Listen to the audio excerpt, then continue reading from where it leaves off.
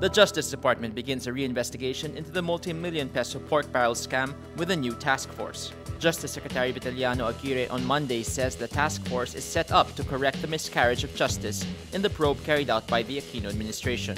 Senator Laila de Lima, now jailed by the Duterte administration for alleged links to the drug trade, was the Justice Secretary at the time. The pork barrel scam refers to the Priority Development Assistance Fund of lawmakers that were allegedly channeled to fake non-governmental organizations in exchange for hefty kickbacks. The task force will begin the reinvestigation by looking at the affidavit and documents to be submitted by alleged pork barrel scam mastermind Janet Lim Napoles. The past investigation led to the filing of plunder, graft, and malversation charges against 3 former senators, Juan Ponce Enrile, Bong Revilla, and Jinggoy Estrada. 3 journalists resigned from CNN Monday after the news organization retracted a report on the alleged link between some of United States President Donald Trump's officials to Russia. The story in question was about the supposed U.S. congressional probe into a billion-dollar Russian investment bank that has ties to Trump officials. It was first published Thursday. The journalists who resigned were Thomas Frank, the writer, Eric Lichtblau, the editor, and Lex Harris, the executive editor of the CNN Investigates unit, under which the piece was produced. In an internal investigation, CNN says there was a breakdown in editorial processes during the publication of the article. The story was removed from CNN.com on Friday, with the network saying the piece did not meet CNN's editorial standards and has been retracted. The note also contained an apology to Trump transition member Anthony Scaramucci, who was named in the piece.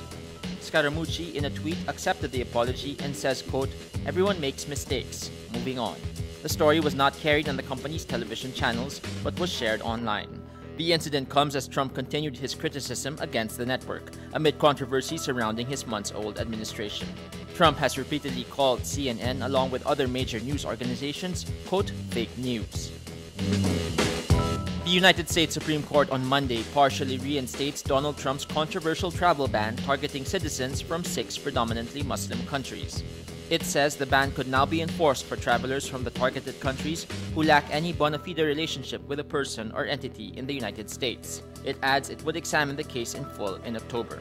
The High Court says the ban could not be implemented for now against people who have personal links to the U.S., citing the examples of foreign nationals wishing to visit family or students accepted to attend university.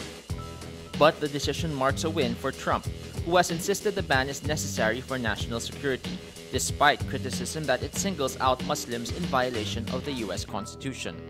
Trump says he felt vindicated by what he called a clear victory for our national security.